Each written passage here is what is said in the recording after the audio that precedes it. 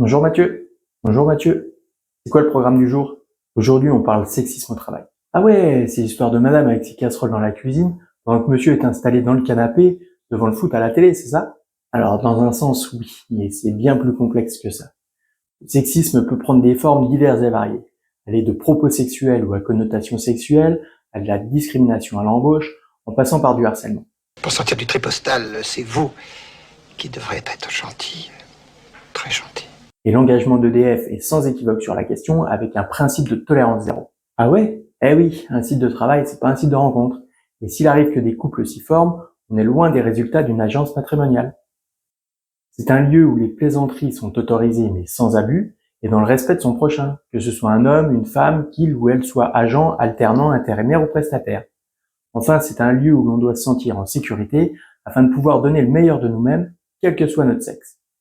Ok, mais c'est quoi le problème avec le sexisme alors? Ses conséquences sur la santé des victimes, qui majoritairement sont des femmes. 80% d'entre elles disent avoir été victimes de sexisme au travail au moins une fois dans leur carrière. Et les sanctions appliquées aux auteurs de ces agissements sont encore bien trop rares et bien trop légères. Et qu'est-ce qu'on peut faire alors? Faire appliquer la loi, ne pas hésiter à en parler à son référent de sexisme et harcèlement sexuel, à son médecin, à son supérieur, ou encore à son représentant syndical, que l'on soit témoin ou victime. Le Code du travail précise dans son article L1142-2-1 « Nul ne doit subir d'agissement sexiste défini comme tout agissement lié au sexe d'une personne ayant pour objet de porter atteinte à sa dignité ou de créer un environnement intimidant, hostile, dégradant, humiliant ou offensant. » C'est-à-dire que l'employeur est responsable du comportement de ses employés. Ah ouais, quand même. Et rappelez-vous que quand un homme ou une femme dit non, c'est non. Et que quand une fille dort, on ne sait pas, du coup, si on peut pas.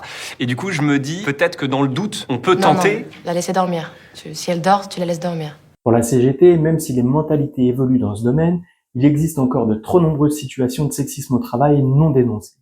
Et c'est en acceptant d'en parler que nous réussirons collectivement à améliorer le quotidien de chacun et de chacune. Si vous avez des questions, des remarques ou tout autre commentaire, n'hésitez pas à prendre contact avec vos représentants CGT. Moi, je vous dis à la prochaine.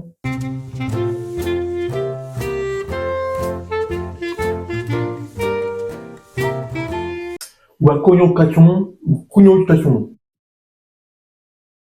Putain, j'en ai... Ah, la dernière, j'en peux plus.